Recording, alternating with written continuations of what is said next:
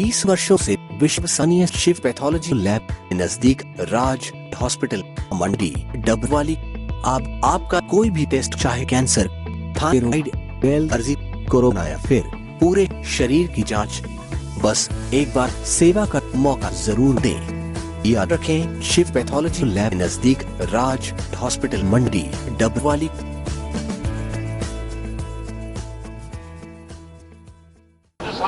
नमस्कार, तेज हरियाणा से गुरविंदर पन्नू। जहां पर देश भर में किसान तीनों कृषि कानूनों को वापस लिए जाने की मांग को लेकर धरने पर हैं, वहीं पर हम एक आपको सबसे बड़ी अपडेट दे रहे हैं कि हमारे साथ पूरे देश के 40 सदस्यों की उस टीम के किसानों के जो टीम का हिस्सा रहे किसान है प्रहलाद सिंह भारूखेड़ा हमारे साथ जुड़ेंगे, जो 11 दिनों का वक्त बिताने के बाद दिल्ली से आज ही हरियाणा के सिरसा में पहुंचे हैं। और सबसे पहले इन्होंने लंबी लड़ाई लड़नी पड़ी दिल्ली जाने के लिए। सबसे पहले इन्हें रातों रात पुलिस ने हिरासत में लिया था। दरअसल सरकार इनको दिल्ली जाने से रोकना चाहती थी, लेकिन भारूखेड़ा साहब वापस दिल्ली गए और अब दिल्ली से करीब 11 दिनों का वक्त बिताने के बाद वापस लौटे। उनसे हम जानते हैं, जो लोग घर में बैठकर ये सोचते हैं कि दिल्ली किसानों की संख्या बहुत कम है या फिर किसान वहां पर ना के समान है, हरियाणा का किसान वहां पर नहीं है, लेकिन हरियाणा किसान मंच से प्रदेशाध्यक्ष हैं प्रहलाद सिंह भारूखेड़ा हमारे साथ हैं। सर, सबसे पहले आपका बहुत बहुत स्वागत है। धन्यवाद, और आपका भी बहुत बहुत धन्यवाद जो आप अपने चैनल के माध्यम से इन किसानों की और पूरे देश की इस आंदोलन की आवाज़ उठा रहे हो, उसके लिए आपका तमाम किसानों की तरफ से धन्यवाद। सर, आपको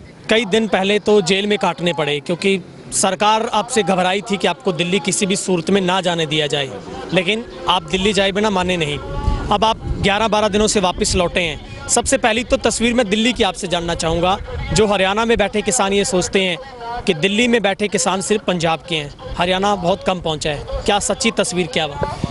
आज दिल्ली के अंदर पूरे देश के, हरियाणा के नहीं पूरे देश से लोग दिल्ली के अंदर पहुंचे हुए हैं और हर रोज़ गांव से ट्रैक्टर ट्रालियां लेके जाएंगे। आप रोड के ऊपर खड़े होकर देखेंगे, जो लोग ये कहते हैं कि वहाँ नहीं है, मैं उन लोगों से कहना चाहूँगा कि आप एक हाईवे के ऊपर आके सुबह बैठ जाइए और आपको खुद पता चल जाएगा कि कितने लोग जो ट्रैक्टर ट्रालियाँ वहाँ लेके जाते हैं। आज लाखों की संख्या के अंदर दिल्ली के चारों तरफ लोग हैं। टेकरी बॉर्डर पर हम वहाँ पर बैठे हैं, वो जो जाम लगा हुआ है, 4 लाइनें लगी हुई है, ट्रैक्टर जो 4 लाइनें ऐसे चलती है, वो करीब 40 किलोमीटर लंबा जाम वहाँ पे हो चुका है। और उसी तरीके से शंगू बॉर्डर है, उसके ऊपर है कुंडली बॉर्डर है, यूपी वाला बॉर्डर है, और कल जो जयपुर का जो नेशनल हाईवे है वो भी वहाँ पे जाम हो जाएगा। तो बहुत बड़ी संख्या के अंदर आज अपन गिनती नहीं कर सकते हैं, कई लाख लोग वहाँ पे पहुँच चुके हैं, ट्रैक्टर ट्रालियाँ लेकर अपना घर वहाँ पे बसाए हुए हैं। अभी जो दिल्ली के अंदर जिस तरीके से पहले था कि हमने कहा कि हमने दिल्ली के अंदर जाना है, रामलीला मैदान की हमने बात की थी, तब सरकार ने मना कर दिया था और उसके बाद में बाहर ही दिल्ली के बैठ गए और अब सरकार कह रही कि आप अंदर आ जाओ। तो अब सभी जत्थेबंदियों ने फैसला कर लिया कि हम दिल्ली को चारों तरफ से इसका घेराव करेंगे और आज 6 महीने का राशन पानी लेके वहाँ पे किसान बैठे हैं और ये एक ऐतिहासिक आंदोलन बन गया है। अब ये आंदोलन नहीं, इसको मेला कह सकते हैं, जैसे लोग मेले में जाते हैं उस तरीके से लोग मेले में आ रहे हैं और देश में नहीं पूरी दुनिया के अंदर आज इस आंदोलन की चर्चा है कि इस तरीके का आंदोलन कभी पहले नहीं देखा गया। इतने लाखों लोग जो सड़कों के ऊपर बिल्कुल अनुशासन के अंदर रह के इस देश को बचाने की लड़ाई लड़ रहे हैं।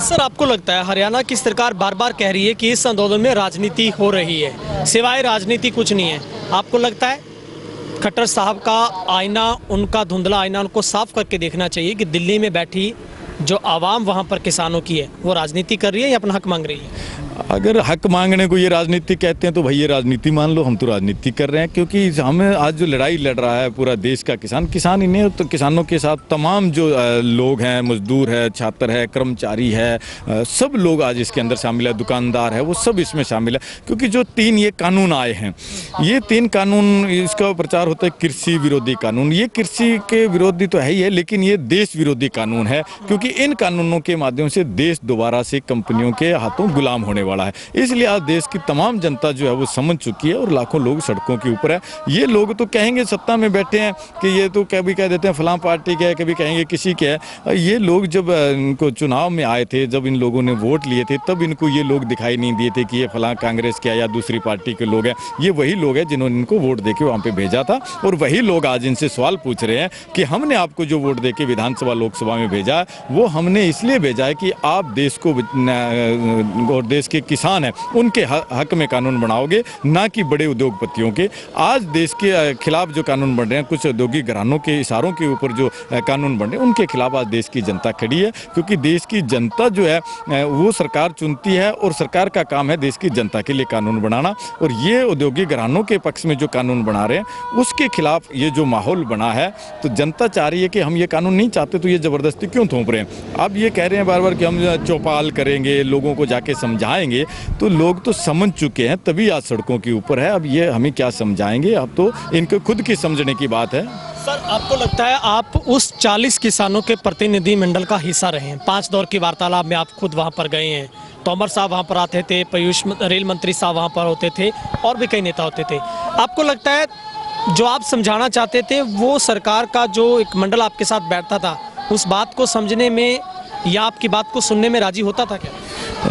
देखिए, उसके ऊपर जो चर्चा हुई है तो हमारे जत्थेबंदियों के कुछ लोग हैं, उनको मैंने तय किया था कि ये जो लोग हैं बात करेंगे, तो हमारे जत्थेबंदियों के साथियों ने उनसे बातचीत की थी। और जो ये कानून ये लेके आए हैं, इन कानूनों के ऊपर एक एक कानून के ऊपर डिस्कस हुआ था, एक एक पॉइंट के ऊपर डिस्कस, जिसके कोई भी जवाब नहीं था इनके पास किसी भी प्रकार का। ये कह रही है कि देश हित के अंदर कानून है। तो हमारे साथियों ने उनसे जब सवाल पूछे कि आवश्यक वस्तु अधिनियम कानून है, आप बताइए इससे देश का क्या भला है। जब देश आज़ाद हुआ तब ये कानून बनाया गया कि खाने पीने की जो चीज़ें हैं उनका कोई भी प्राइवेट आदमी, प्राइवेट जो कंपनी है स्टॉक नहीं करेगी खाने पीने की चीज़ों को, ताकि उसका कोई काला बाजारी ना हो, जमाखोरी नहीं करेगी। ये कानून उन चीज़ों को रोकने के लिए बनाया गया था, लेकिन इन्होंने उसको तोड़ दिया और कंपनियों को छूट दी। इसमें देश का भला क्या, तो उसका कोई जवाब नहीं है। ये दूसरा कह रहे मंडी का है कि मंडी वो जो है उसमें बाहर जाके कोई खरीद सकता है, बेच सकता है। तो हमने कहा पहले बताओ ऐसा कौन सा कानून है जो किसान को कहीं पर भी फसल बेचने से मना करता हो। तो ऐसा कोई कानून नहीं है देश के अंदर। ये असल में औद्योगिक घरानों को जो छूट दे रहे हैं और मंडियां बंद करने के लिए इस तरीके की एक जो झूठी अफवाह और जो फैला रहे थे, उनके बारे में एक एक डिस्कस हुआ। उसका किसी भी मंत्री के पास इनका कोई जवाब नहीं था।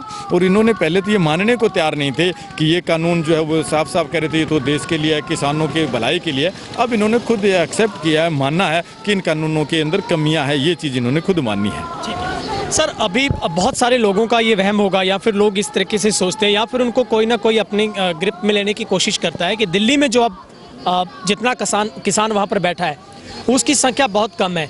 आपने तो वहाँ पर 12 दिन का वक्त बिताया है, मैं भी अभी वहाँ पर नहीं गया, मुझे भी अच्छी सच्ची तस्वीर का पता नहीं है।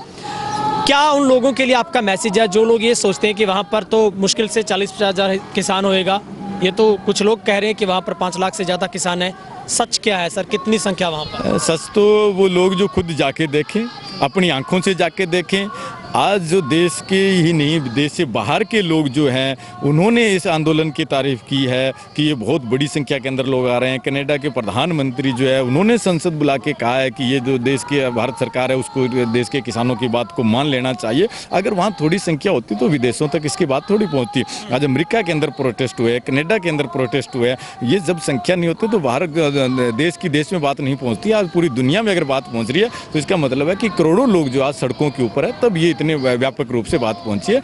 सर, आपको लगता है अभी मतलब ये निकालें अगर कि सरकार नहीं मानती किसी भी बात को, लोग सोच रहे हैं कि अगर सरकार नहीं मानती तो किसान हार जाएगा, अपने आप वहाँ से संख्या कम हो जाएगी। आपको लगता है किसी सूरत में वहाँ पर किसान हिलने वाला है? वहाँ से किसान हिलने वाला नहीं है। हमने पहले से मेंटली प्रिपेयर होके चले हैं। पहले राज्यों के अंदर प्रोटेस्ट किए हैं, सरकार को अल्टीमेट दिया है कि हम अगर आपने बात नहीं सुनी, कानूनों को रद्द नहीं किया तो हम 26 को दिल्ली की तरफ आएंगे। जब 26 की दिल्ली की तैयारी थी तब जो किसानों के आगू थे उनको उठा लिया था, मुझे भी यहाँ से उठा लिया। 7 दिन जेल के अंदर रह के आए थे। तो बाकी काफ़ी साथियों को इन्होंने उठाया। इन्होंने सोचा कि इनको गिरफ्तार कर लेंगे तो लोग वहाँ नहीं जाएंगे, लेकिन गिरफ्तारी के बाद और ज़्यादा संख्या के अंदर लोग वहाँ पे पहुँचे और सारा मन बना के आए, पूरा एकदम दिमागी तौर के ऊपर तैयार होके कि हम 6 महीने का राशन पानी लेके चलेंगे, हमें कोई जल्दी नहीं है। क्योंकि ये कानून जो बनाए हैं इन कॉर्पोरेट घरानों के दबाव के अंदर, और इन कानूनों को संसद बुला के, अध्यादेश बुला के निरस्त करवाने तक की हमने लेके चले कि इनको करेंगे। सिर्फ आश्वासन से हम मानने वाले नहीं है।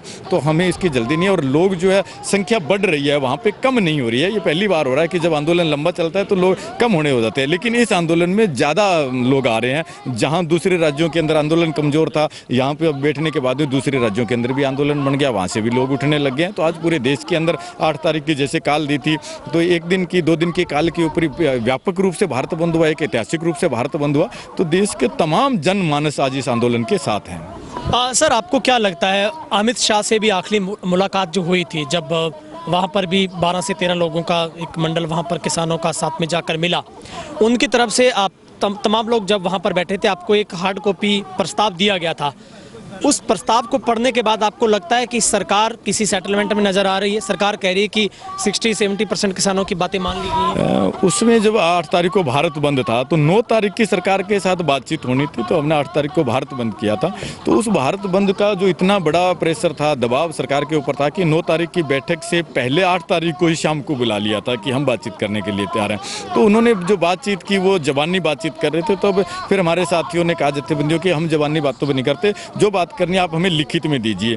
फिर उन्होंने हमें अगले दिन जो है वो प्रपोजल भेजा। हमारी मीटिंग थी वहाँ, उस मीटिंग के अंदर जो है वो प्रपोजल आई। उस प्रपोजल के ऊपर सभी किसान, ऑल इंडिया के किसान जत्थेबंदियाँ हम बैठे थे, वहाँ पे डिस्कस हुआ, एक एक के ऊपर जो उनके पढ़ के सुना, उसकी कॉपी भी मेरे पास पड़ी है, मैं दिखा सकता हूँ। तो उसमें जो प्रपोजल इन्होंने भेजा, उस प्रपोजल में नया कुछ नहीं था, जो पहले डिस्कस हो चुका था सारी चीज़ें, एक एक कानून के ऊपर जत्थेबंदियों की 3, 4, 5 जो वार्ता हुई थी उसके अंदर जो डिस्कस हो गया वो सेम चीज़ें थी। तो उसको इसीलिए उसको प्रपोजल को ठुकरा दिया और कहा कि 3 कानून जब तक आप निरस्त करने की बात नहीं करते, इससे कम पे हम आपके से बातचीत नहीं करेंगे।